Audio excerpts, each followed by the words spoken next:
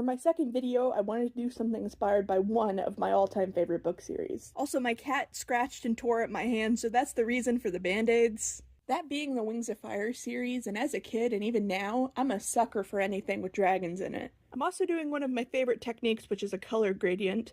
I feel like it makes things look so much better and cooler. So for the lava, it's red to orange to yellow. And for the sky, it's black to red. The particular idea I had revolved around my favorite book and character from the series.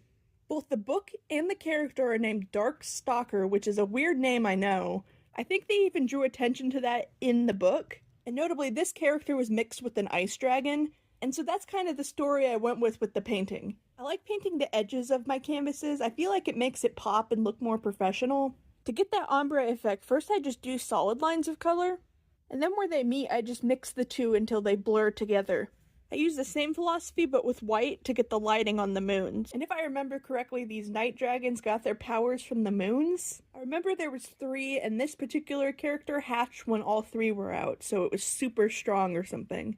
It's been years since I've read these books, and the last time I remember reading them was in 5th or 6th grade. And this particular book I remember reading on repeat. Most of the time spent reading it was because we had a mandatory reading time. And I already liked this book, so why bother finding a new one? But before that, I loved this book series so much that when I found out my school library didn't have the next ones, I just bought them myself. Although after I was done with them, I remember giving them to my classroom library since I really wanted someone else to find and love them like I did. This is also the series that first started to get me to draw ears onto my dragons, which is something I first ever saw with this story's designs, and I loved them.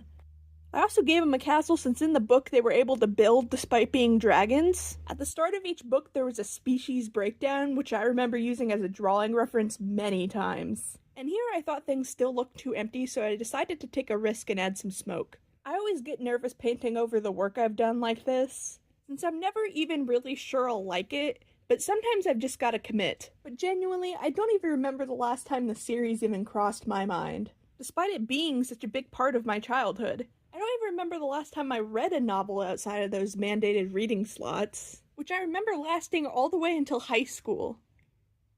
And without those, I wouldn't have read anything at all. So maybe they were on to something, but it would be nicer if those slots weren't just 15 to 20 minutes, since that's hardly enough time to get invested. I also added a tiny phoenix. I feel like little details like that bring the stories and the painting to life a bit more. And since I would imagine that a phoenix is more of a bird of prey, that it may opportunistically go after an unguarded dragon hatchling. I'm not actually sure I like the subject of this painting as much.